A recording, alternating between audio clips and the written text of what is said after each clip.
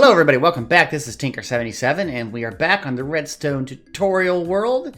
This is the world where I go through the various Redstone components and try to show you some of the nuances and how to use them and some of the things you may not know, most of the common stuff you do know, and we go through them all. We've done the Redstone torch, we've done redstone dust, the repeater, we've done droppers and dispensers. So today we're going to go over the hopper. This is one of my favorite components because of all the stuff it does with moving items and that sort of thing. Before we get into that, I want to say thank you to everybody for the comments and the likes. Those likes have been great. And if you're here now and you're liking the series, don't forget to hit the like button. It only takes a second. And if you're new here, please subscribe. That would be fantastic. Okay, I'm going to start off right now by showing you how you make a hopper. Hoppers are pretty easy to make.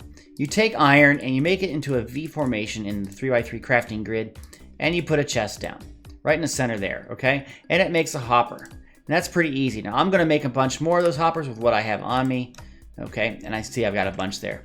Now hoppers are kind of cool about placing. I'm going to do something here. I'm going to put a block here, and a block here.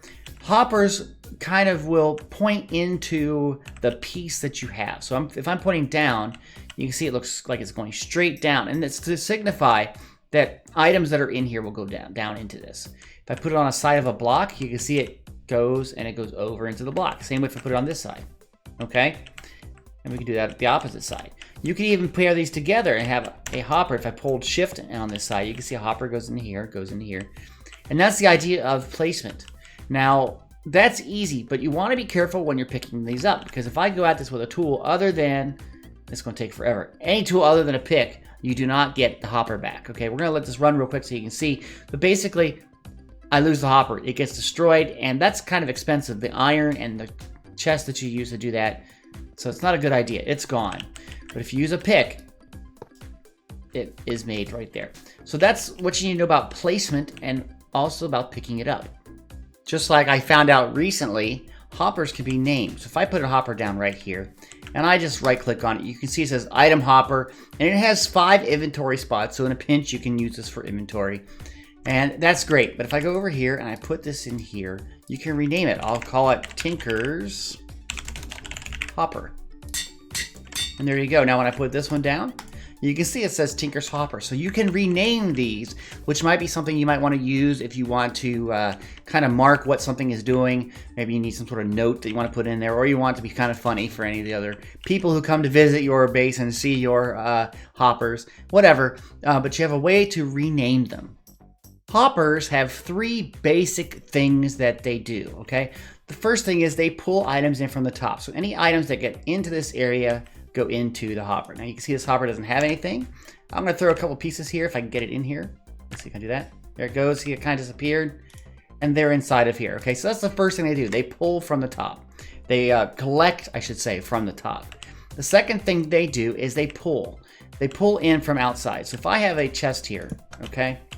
And it's sitting up there, it will try to pull from the chest. If I put in, let's see, let's make 4 items here. You can see it slowly goes down. It's pulling them into the hopper. Now, if there's a chest on the output side, this little side right here, it then can push, and that's the other side. So it's got collect, pull, and push options. And you got to remember that. That's a very, very important feature, okay? When a hopper does this push or pull operation, it waits. If it's successful, it has like picked up an item or pushed an item. It has a cooldown of 3 ticks, and that gives it a chance to pause in a way. So you start to wonder what will happen then when you put an item in here. And what happens is it tries to do a push. It says, hey, I'm empty. I can't push anything. And this one goes, I can't push anything. Okay. So then this one hopper up here will take the item out. It does a pull and it says, oh, wait, I got to wait 3 seconds. This one does the pull at the same time, but at that time, there was nothing in here, okay? So the next tick, this one's on a cooldown now, so we can't consider it for any operation. It says, this down here says, I need to push, I can't push. Remember, we're ignoring this one, this tick. This one down here will say, okay, I need to try a pull. Oh, wait, there's an item in here, I will pull. Okay, so basically, hoppers tend to, and that's why they say they go down before they go out. Okay, so if I put an item in here, 1 right there, you can see it was gone, and in a matter of time, it will end up in this chest, not this one. And that's because of the way the cooldown works. Like I said again, You put an item in here, a tick fires, the first like round, if you will, round 1. This one says push, I can't. This one goes push, I can't. Now they all do pull. This says pull, I grab it. I've got something, I'm cooling down for 3 ticks. This one tries to pull, there's nothing there at that point. Next tick, this one's still on cooldown. It can't push yet or do anything. This one can't push, but it can pull because now there's something here, so it pulls it down. That's one of the biggest things with hoppers, is to know that they kind of tend to go down between hoppers before they go out. Hope that helps.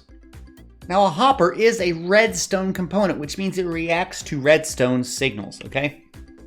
And this is where I explained earlier in the redstone torch thing that you can do things with hoppers. And specifically, you can lock a hopper. Basically, when a hopper is unpowered, it works like normal. But if you power it, it stops working. It's kind of like inverted, okay? So like, again, if I put a piece in here, okay, I already did that, and it goes all the way down into this chest. We've already kind of seen that. But now what I'm going to do is I'm going to put a redstone torch right here, okay? And so it should be powering this, which means it's locked. And like if I put a piece in here, you can see it's not moving out. It can't go anywhere because the hopper basically's functionality is shut off, okay? So if I put a piece here, where did it go? Well, this one's not doing anything, so it should have gone here and then gone out, and it's over here. So locking a hopper basically stops it from functioning. And you got to remember that when you're doing whatever. This is a common mechanic for filter systems. It stops it from filtering or pushing things out when it gets to a certain level. And we'll get to comparators later where you compare the contents of what's inside of a hopper to get kind of a signal to tell you what you want to do. But for the most part, what you need to know here is redstone signals actually stop a hopper from functioning. One of the great things with hoppers is that you can use them with other devices that even aren't redstone devices. And I'm going to show you one of my common things that I like to do, and this is the super furnace, super smelter. And I'm going to show you this right now. I'm going to put 2 of these hoppers right here, and see I've put them so they're facing into the chest, and I'm going to put furnaces on top. Now if you look here, the furnace has 3 spots, right? Well, imagine this is the top of the furnace, this is the bottom of the furnace, and this is the side, okay? But that's kind of not what you want. Basically, this is the top, this is the side, and this is the output. If that makes sense. Top, side, output. But it looks like it'd be the other way, okay? So if you have something in here, okay, and you put a piece in here, you can see it starts to cook up, and when it gets done cooking up, because the hopper's on the bottom, it will disappear. The hopper will pull, there it goes, and it pushes it into the chest, just like that, okay? So we do kind of like the same thing. What I like to do here is I like to put 2 on the back, just like that, and I'm gonna put some chests on here real quick. Okay, I want it to be that different chest, there we go. And so if I put the coal in here, okay, so now these hoppers are getting loaded with the coal. You can see it's leaving here, it's pulling coal, bringing it in, and they are basically filling up the fuel slot. And then if I go up on top of here, I have another one's going down to the top, which would fill in this spot. So let me put another chest up here. Guess I could fly.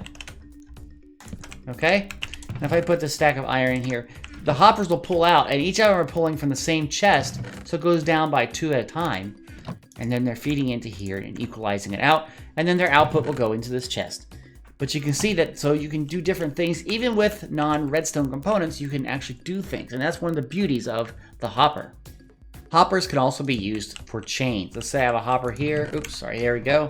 I'm using shift to do this. Look at this, I got a bunch of stuff here, okay?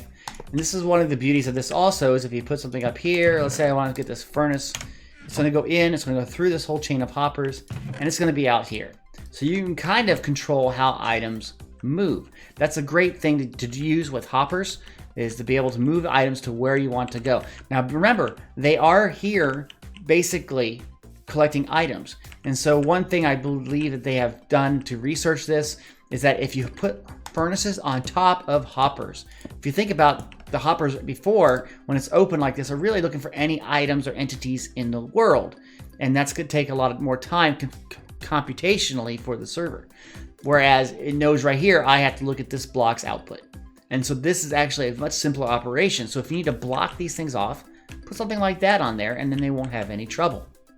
One last thing that's kind of fun to see, and you might see it in other things that you make, is you can actually have hoppers going into each other. I have this one going down, it's a placeholder. I'm putting that into there. You can see it's going over. I'll delete that one and put it over here. Now they're going feeding into each other, right?